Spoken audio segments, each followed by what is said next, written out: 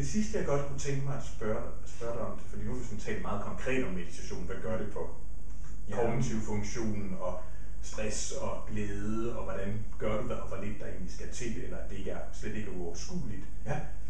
Men hvad nu, hvis man tager trinet videre og siger, udover meditation, så er det også noget omkring spiritualitet, fordi hvis vi tager igen, leger lidt med arketyperne, og stereotyper og nogle klichéer, så lidt, det der spiritualitet, det er bare sådan flagrende, og hvad fanden skal jeg med det?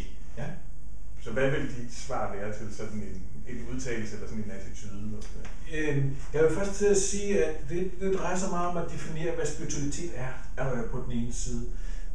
Og spiritualitet, så hvis man lige skal tage en hurtig definition, så er det noget af det, der er vigtigst for dig i dit liv. Ja. Den højeste værdi for dig, det er det, som der er spirituelt for dig, kan man sige. Ikke? Og det man så oplever, hvis man er lidt observant, det er, at det man prioriterer allerhøjest, det har en tendens til at flytte sig igennem livet. Ja. Det kunne være, at man synes, at det var sjovt at lege med biler.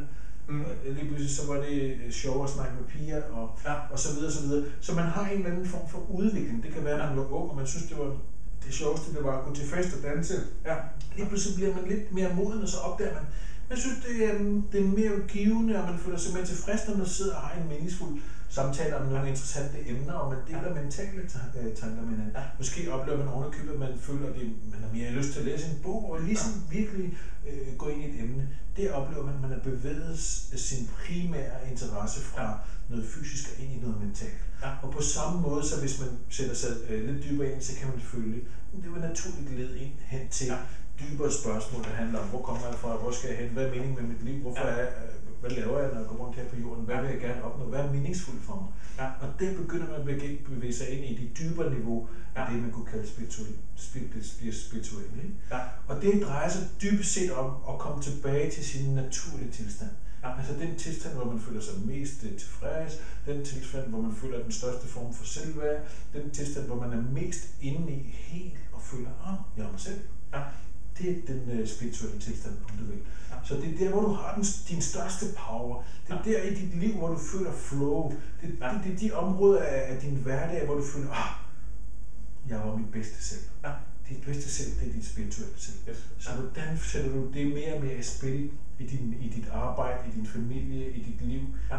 Det er det, som jeg kalder spirituelt. Ja.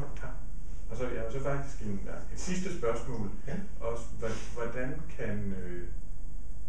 kan meditation måske hjælpe en til at finde sit, skal vi kalde det, spirituelle spor, eller finde ud af, hvad det er, der virkelig rykker for en?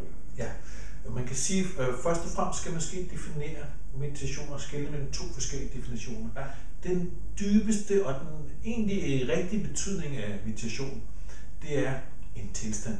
Og det er en tilstand af at være være sig selv og være i sin naturlige tilstand. Så meditation er dybest set en tilstand.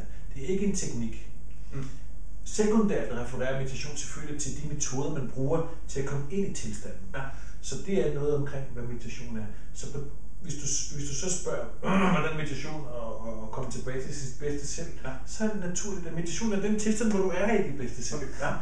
Men at du er bevidst om det. Ja. Fordi vi oplever alle sammen, det kan være, at vi har en flow-oplevelse i sport, og vi løber og pludselig føler, nu er det er fantastisk, det hele kører, jeg kan cykle for evigt, jeg løber for evigt, og jeg har power, og jeg føler mig helt og stærk og selvsikker. Det er flow. Ja. Men ind under flow er der en følelse af, en tilstand af, at jeg er mig selv, jeg er stærk, jeg er helt. Ja. Og du kan være i tilstanden, uden at være bevidst om, hvilken tilstand du er, og hvor det kommer fra. Ja. Det er ikke meditation.